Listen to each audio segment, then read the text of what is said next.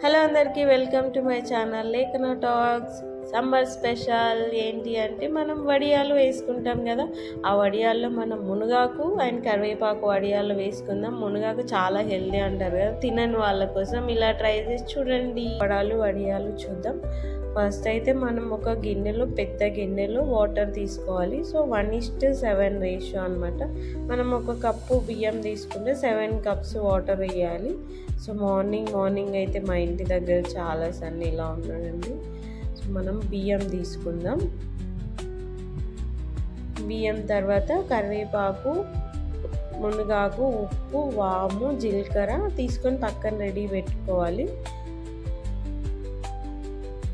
So మనం ఈలోపు ఆ వాటర్ మరిగేలోపు మనం వచ్చేసి ఆ బియ్యం ఉంటాయి కదా, బాగా కడిగి పెట్టుకున్న దాన్ని వాటిని గ్రైండ్ చేసుకోవాలి. రవ్వలుగా గ్రైండ్ చేసుకోవాలి, మరీ మెత్తగా గ్రైండ్ చేసుకోవద్దు.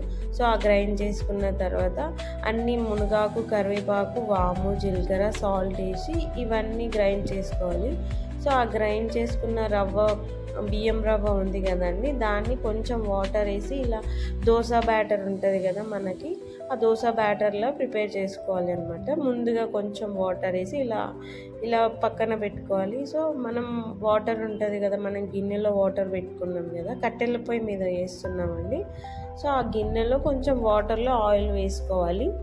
ఆ ఆయిల్ వేసిన తర్వాత ఆ వాటర్ మరుగుతున్నప్పుడు ఈ మనం ప్రిపేర్ చేసుకున్న బియ్యం అది ఉంది కదండి బ్యాటర్, అదంతా దానిలో వేసుకొని కొంచెం వంట సోడా వేసి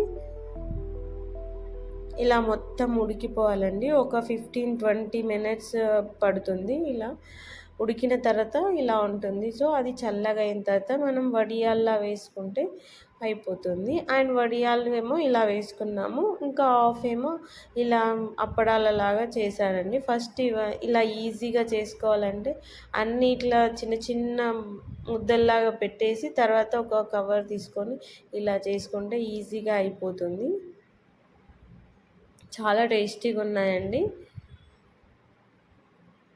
ఈజీ కూడా మనకి. అందులో కొంచెం హెల్దీ కాకుండా కొంచెం మునగాకు తినని వాళ్ళు ఇలా అయినా తింటే బాగుంటుందేమో అని చెప్పేసి ఇలా అమ్మ చేసింది. చాలా బాగుంది. Thank you so much.